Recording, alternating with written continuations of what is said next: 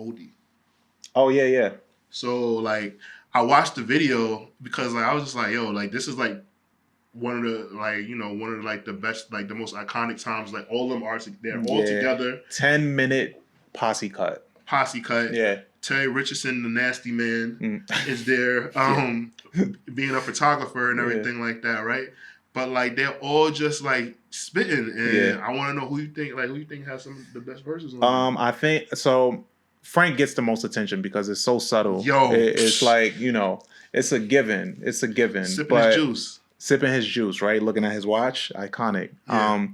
But Domo went off too. Domo went crazy. Domo Genesis went crazy. And Earl went nuts. I think Earl went crazy. Earl has the best verse, but my favorite verse is Tyler's verse to end it. Oh, that ends it off? Because he's breaking down like how our future got started and shit. Yeah. And I was like, yo, this is dope. And it's like, because they have the track playing in the background. Mm-hmm. Everybody like obviously knows their verses and they're just like performing. They're like, wait a second. And then like they just jump into it. I was like, yo, this is fucking swaggy. It's fucking dope. And I wish, obviously I'm cool with how shit played out now because we get them in off branches and we get to see what they're doing individually in their own way.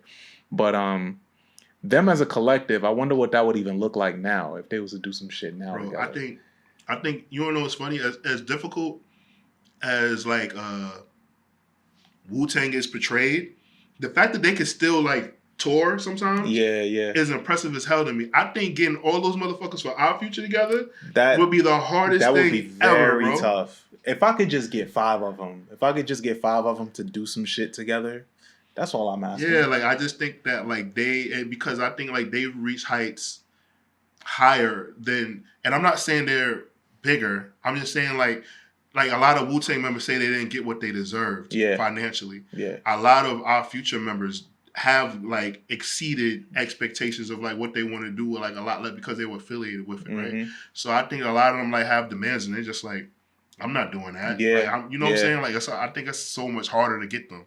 But as long as they're in a good spot, as far as like with each other, then anything can happen. Yeah, because I think they're like all of them are like cool, but it's just like like they were like, this is what we did when we was kids. We're not kids anymore. Yeah. But I would just love to see the mature version of that. Like, and you mentioned Tyler has his festival. Shit, he could close it out with a bang, bro. He could just have them all come out and perform oldie. Yeah, man. He could just have them all come out. Like maybe 3-4 of them. I'm not asking for much. Right.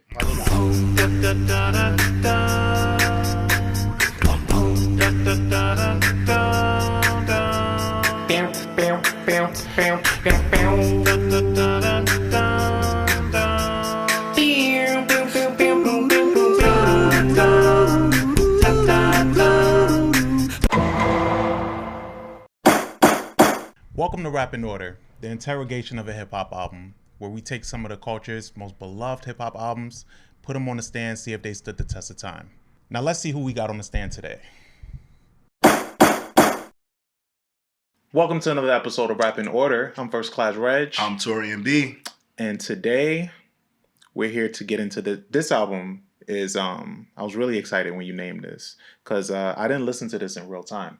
Okay. So, I knew about Domo Genesis, obviously, but I didn't really get into his shit because he's from the Odd Future fame. If you guys don't know, and so in Odd Future, you kind of have names that came up way before Domo Genesis will come up. Mm-hmm. You obviously had Tyler, you had Frank, you had Earl, you had all these people in the mix, in the fold, and the people that they would work with that will come up before Domo Genesis will come up. People will bring up Vince Staples before they brought up Domo Genesis. Right, and Vince isn't really... and he's not OF, So he was kind of just on the back burner. I know he had released a project called Rolling Papers maybe 2 years before this project that we're getting into. And that one was like, people was like, I don't really know. Like we see the potential, whatever. But then No Idols came out, and he paired himself with Alchemist, and there was more emphasis on his bars and on his rapping, and I think the production really brought that out, which you guys have come to know. how good Alchemist is at that. Like Alchemist is really good at bringing this out of the rappers. Whatever it is that they're trying to tap into, like he pairs with them, and the chemistry is just insane. And it's no different for this project. And so recently, the project has resurfaced on. They kind of did like a relaunch because now it's on streaming, and they released like merch with it and all this other stuff. They kind of put all this extra funding back into the album and gave it a facelift essentially. And when you listen to it now, I promise you, outside of a few references here and there, you would not be able to tell that this project is over 10 years old. Because it has, and you walk into the fold of the album, right? And you have features on here from all these people that are still prominent today, with the exception of maybe one or two. Prodigy. Yeah. Rest in peace to Prodigy. But you got Freddie on here. You got Tyler, obviously. You got Earl. You got Action Bronson. You got Vince Staples, who's only managing to get better at this point in his career, taking his rapping more serious. And then obviously production was all handled by The Alchemist. Mm-hmm. When was your first listen to this album, and how did you feel? My first listen to this album was 2 weeks ago. Mm-hmm. My girlfriend hit me up and was like, "Hey, have you listened to this new Domo Genesis project? It's all produced by Alchemist." And she said that she was in the house and it made her make ugly faces. Mm-hmm. The bars were so good. And I was like, "Really?" And she was like, "Yeah, like there's a song in here with like Prodigy. Like it must be like a verse that like Alchemist had." Mm-hmm. So like immediately I listened to it while I'm cooking dinner. Mm-hmm. And then like I go in a group chat like, "Yo, I heard Domo Genesis' new project, mm-hmm. No Idols." And then like Danny's like, "Yo, I'm gonna check it out." And then Reg comes in and is like, "That album came out," and I mean that project came out in 2012, T. Yeah. And I'm like, "Nah, this is new. Like this shit don't sound like 2012." And then like I like went and like Wikipedia'd it, and I saw that it was a re-release, and I really enjoyed this project. It was a really good listen.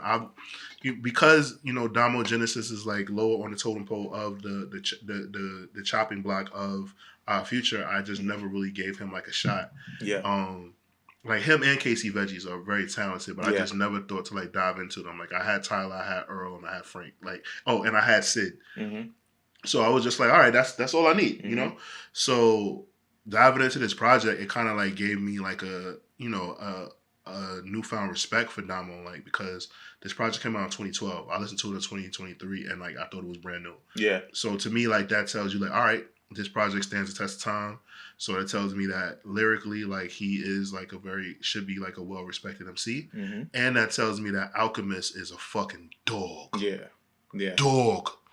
When it comes to production, mm-hmm. like that's the epitome of timeless right there. So yeah, like that was my takeaway from it.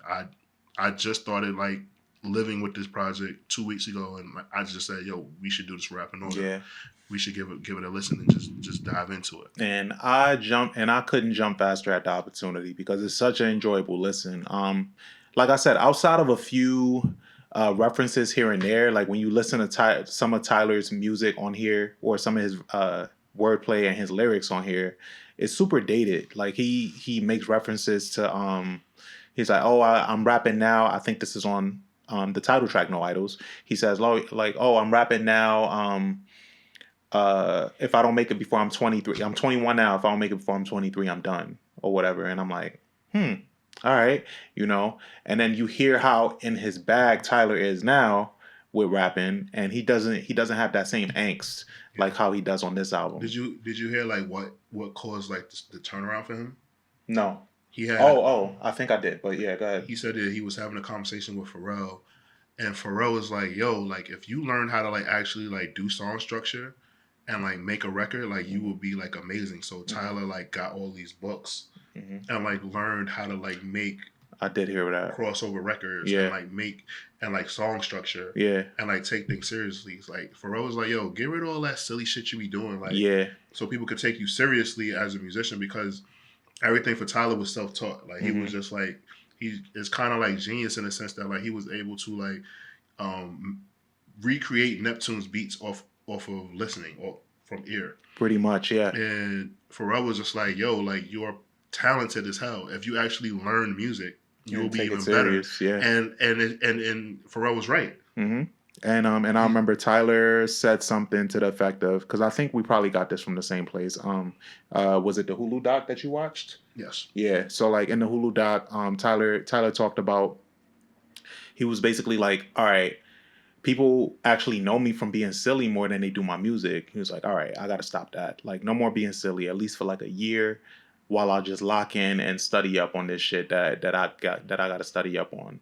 And it paid off because, and if you need any comparison or any proof of that, his verses on this album will give you the proof you need, because you listen to these verses on this album and then you listen to what he has now or what he's putting out now. The intent behind his music now is just completely different. Right. Like his voice, his structure, everything, his flow. He sounds a lot better. But in the fold of this album, like so we didn't know. You go into it not knowing much about Domo Genesis. Why do you think that is? Like, why do you think that was intentional? Like, well, I gave Rolling Papers a shot, and I just wasn't. I wasn't a fan. You gave it a shot back then? Yeah. Okay. And it just didn't sell me. Like I was like, all right, Wiz Khalifa also has an album called Rolling Papers. Yeah. I guess I just went into it with doubt. Mm-hmm. And like I guess in 2012 I had so much music to get to. Mm-hmm. I didn't feel like Domo Genesis was somebody I needed to dive into. I'll be honest with you. That's a better response. Mm-hmm. I had so many other options in 2012 that I didn't have a chance to get to it. So I obviously, like, now, what is it? Like 11 years later, now, like, I've listened to everything. I listened to a lot of the music I want to listen to. So now I was actually able to listen to this like with an open mind and be like, oh shit, I missed out. Yeah. And we won't get it all the time, right? But it's nice when we do, and especially when it's this old. Like, you go back to some shit and you listen, and it's like, damn. And then I thought about it too. Like, what the hell? What happened to Space Ghost Perk? Yo, bro, like, he was beefing with Rocky and them, and like, it just seemed like, I think the masses chose ASAP Mob. Well, and I think, like, he just, like, because I know, like, he's still making music, and he still has, like, his cult following. But I just think that the masses chose ASAP Mob, and I think the industry chose ASAP Mob. Yeah. And he had, like, a lot of, like, outside problems, and I think, like, he just got pushed to the side, and like, now his voice is just smaller. Like, outlets don't pick up shit that he says. Like, there's been a few times where, like, him and Rocky will make up, or like then they will fall out and sub each other. But like, he's not even, like, on a bill for festivals. Yeah, I don't see him at all. Like, when I saw his name on the Revisited this, I was like, oh shit, forgot all about him. I wonder how he's doing. But getting into this actual album, we've already mentioned some of the superstar, like the people that are still prominent today that are on this album, like Gibbs and Bronson and Tyler. What are some of your favorite takeaways from here? Elimination Chamber. Oof. Obviously, I'm a huge wrestling fan, so immediately hearing Jim Ross's voice come over the track just caught my attention. And then me, I'm not sure if they have a video for this, but I just envisioned, like, the Elimination Chamber match, and each MC getting ready to come to the ring and, like, rap their verse. Mind you, Action Bronson killed everybody on this song. Yes, he did. I feel that way. Power Ballad. I roll a joint like I'm a tumble. Yeah, Power Ballad was my shit.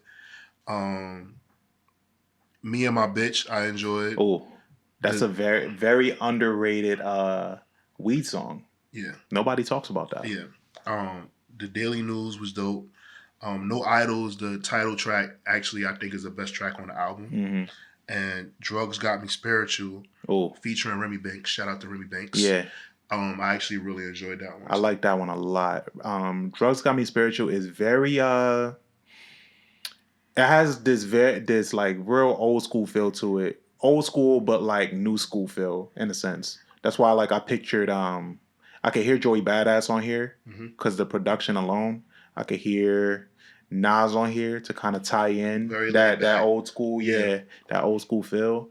Yeah, that was a great way to close this out. And it's a re-release track because it wasn't on the original. Yeah, that one is a re-release track. Okay. Yeah, and it sounds incredible. And I think the ones that you named, I really like. Fuck Everybody Else, which is the second track, hard. Okay. Yes, it is. OD. Like, I really like that one. All Alone, the sample grunts that sound like they straight out of a kung fu movie is really good. The transparency is great. advancing my position, he said. Advancing my position feel like a solo competition. I thought that was a dope bar. And you can just tell, there, like when you listen to the flow of this album, it sounds like he has a lot of built up aggression or actually like frustration because of how his first project was received, and his place in Odd Future, I think was probably something that really fucked with him too. Right. That's something Because that's going to happen though. yeah, Like if anybody knows like the history of like Wu-Tang or the Dungeon Family, like that happens. Like hmm there's going to be like 4 of y'all that's going to get like pulled up, hmm and then the rest of y'all going to fall by the wayside because the cycle's going to overlap you. Because you know what I'm saying? Like it's like, all right, those 4 people want to come out and get their projects and get all the fan love and everything like that, hmm and then next thing you know, it's going to be a demand for the group project again. And then it's like, when is my solo project? And it's like pretty much everybody. If you look at collectives, like outside of the Dungeon Family actually did pretty well, yeah, right? But like if you look at the Odd Future and Wu Tang, it's kind of similar. hmm They have one oddball producer that brings like these gang of like motley crew of misfits together, and they're all talented and like bring all of these different like elements of creativity to the table. yeah. And things just just go off the rails. It's Till the Angels Come. It's crazy. That's the one that features Freddie and Prodigy. It's crazy how current that sounds. Yo, Freddie Gibbs sounds bro, exactly the same. yeah, he does. Yeah. And again, like I never knew that I needed to hear Freddie Gibbs and Prodigy on the track together. Yeah. That's actually, I forgot. I don't know. I skipped that one, but shit, that's one of my favorite tracks as well. I think there's something about Prodigy where, I mean, not Prodigy, but there's something about Alchemist and his relationship with these rappers that really is important to the albums that he makes, because that's the only reason we have Gibbs and Prodigy on this album together. Mm-hmm. Is because of their relationship individually with Alchemist. And it's just important because, around this time, Alk was actually this is when he started his run of doing collab projects. So like, I think 2010 with Covert Coupe, with Currency. That was like one of the first ones that he was like, yo, let's do this together. And I think Rare Chandeliers came out after this project, and that's with him and Action Bronson. So it's like, you can tell who his friends are. Yeah. And I think that's the authenticity of right. of and the rollouts. Him and Prodigy's relationship. Yeah, him and Prodigy, their relationship, like he makes sure that people never forget about his relationship with Prodigy, and that's really important. I think that's dope. Mm-hmm. Is there anything that didn't work for you on here?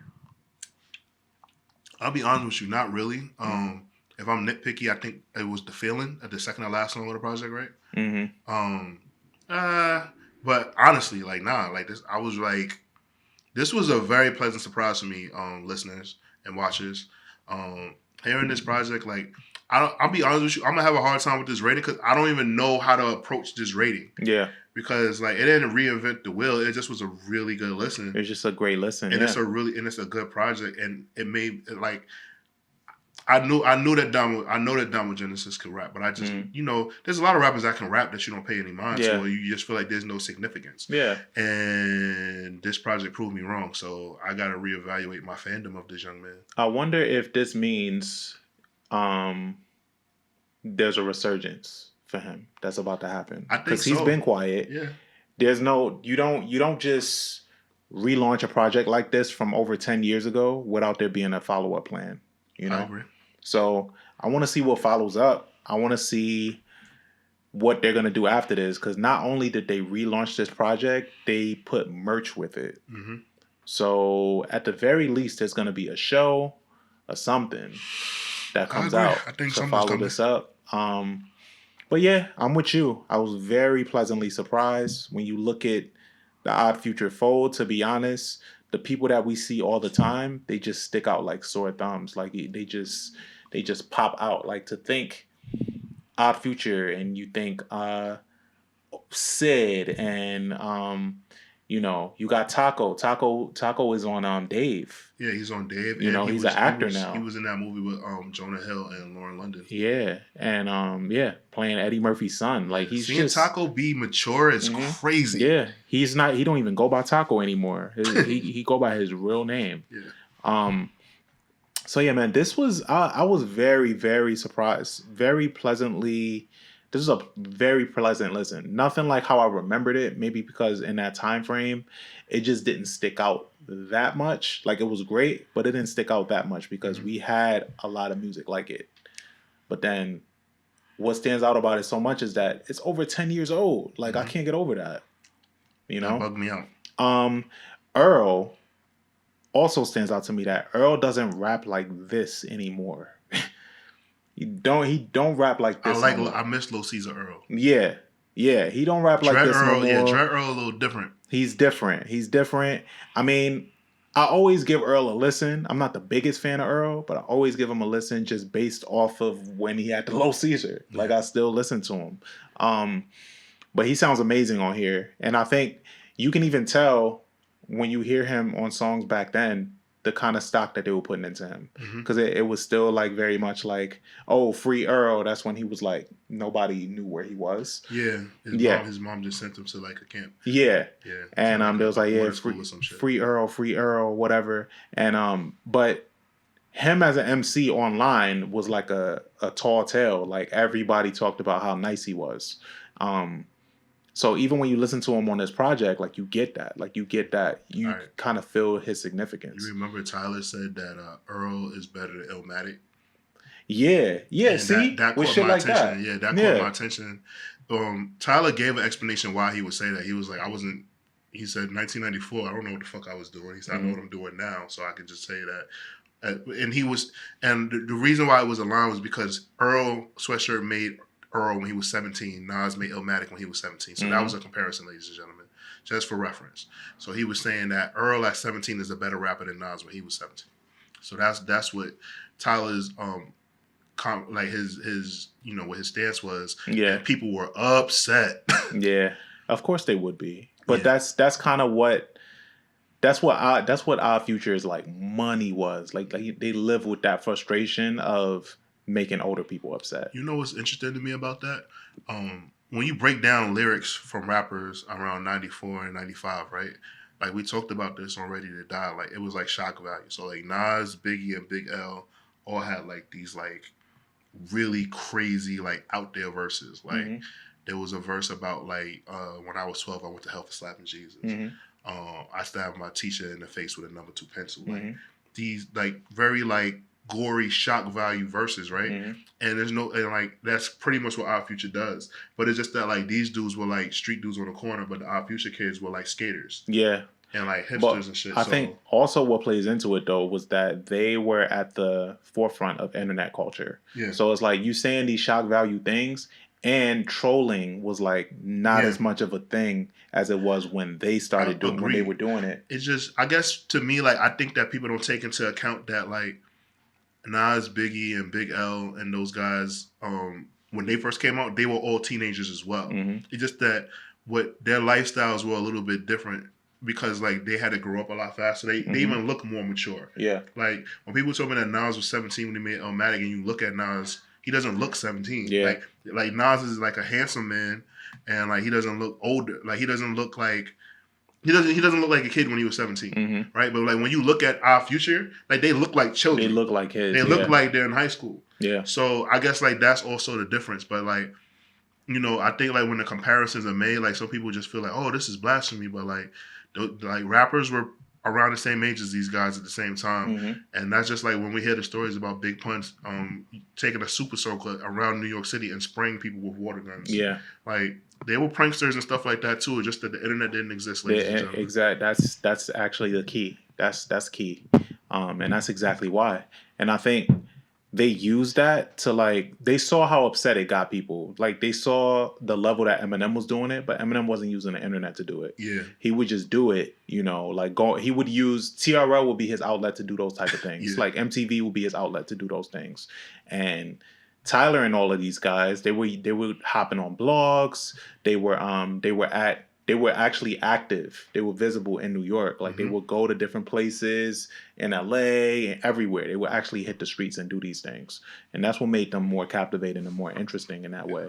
Remember that tweet that Tyler put out where he was like, how the fuck am I fucking with your self-esteem? Just turn off the computer. Yeah, turn the computer off. Yeah. It's your computer. Like, yeah, it was a cyberbully. He was like, I'm on cyberbully. Like, turn your computer off. You stupid. Go outside. Like, and it seems so simple, but it's not funny. It's not funny. It's just, I mean, it is what it is. But, don't want to hear you rate this album. You've been thinking about it, or is there anything else you want to get to? Nah, I can't. I give this project 3.5 waffles out of 5. Wow. What? Okay, continue. Like I said, to me, this album is brand new. Mm-hmm. So, like, only thing that I can really say to you is that, like, all right, this album came out 11 years ago. It absolutely stood the test of time, right? But I'm just like, something's missing here. And maybe it's because it doesn't get the acclaim.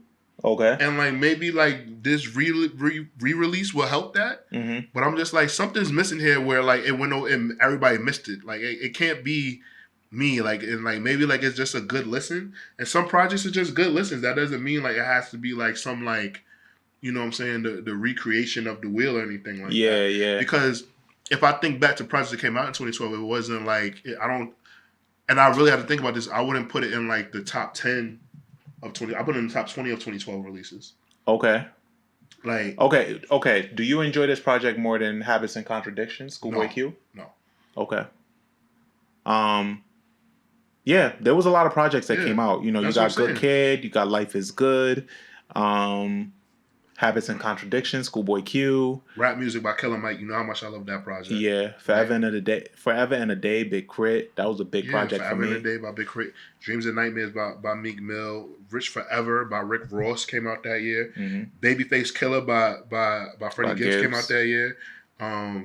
Based on a True Story by 2 Chainz came out that year. Mm-hmm. Shit, T.I.'s Trouble Man. Joey Badass's 1999 came out that year. What else do we have? Oh, God Forgives and I Don't came out by Ross that year. Yeah, that's right, because Rich Forever should have been the album. Yeah. Right? Yeah, man, like Future put out his debut album Pluto that year. Mm-hmm. Yeah, man, it like Self-Made 2 came out that year by MMG. This is better than Self-Made 2. This is okay, cool. Yeah, I was just okay. Still is. Yeah. What I'm just saying is that like, if I had to rank it for those albums, I would say it's number 11 out of 10 for me from those projects that came out in 2012. That's all. Okay.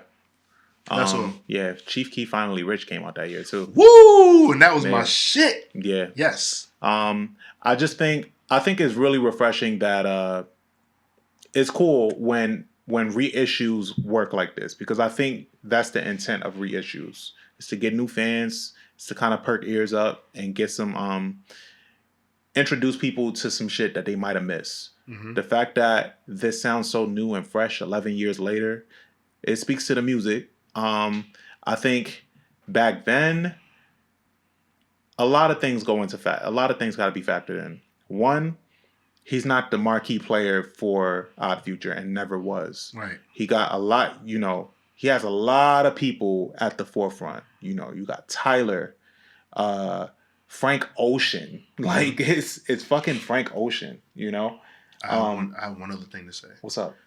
I realized something. I have to fix this. 4 out of 5 waffles, ladies and gentlemen. First time I've ever retracted my rating. Right? Also, he is the Jizza of Odd Future. Okay. Yeah, I'm good with that. I'm good with that. Of Odd Future. Yeah. 4 out of 5 is actually what I was gonna give it. Okay. I had to fix it. I really thought about it. I was like, what am I doing? Mm-hmm. I'm basically being a gatekeeper here. What the fuck? And I had to fix that. Cool. Yeah, so I'm comfortable with giving this a 4 out of 5. It checks off everything for me. It checks off everything. It sounds new. It's refreshing to hear him rap like this. This is everything. It encompasses everything that we go into a revisit hoping for on Rap in Order. We go into it looking to see how some shit holds up, looking to see the faults, whatever, looking to pick shit apart and just get to the meat and potatoes and see what's good and what's not. And with this is a pleasant surprise because it holds up 11 years later. It makes me excited to see what comes for Domo Genesis in 2023. Because I know there has to be a follow-up plan. You know, I'm already an Alchemist fanatic. So whatever he's going to put, it looks like they're actually putting new stock into this. And I think this is the time for Domo Genesis to shine and to get new eyes and ears because, you know, our future is a thing of legend now. Mm-hmm. You know, it's actually cool that he came from the fold of that, and now he can speak to his own legacy and carve out his own you know, legacy. Yeah. So I'm cool. I'm cool with giving this a 4 out of 5. I highly recommend revisiting this album. It's such a good listen on all fronts. All the features are great. You know, subscribe to the channel. Let us know what you think of this album. I'm First Class Reg. I'm Taurian B. We out of here. Catch you guys next time.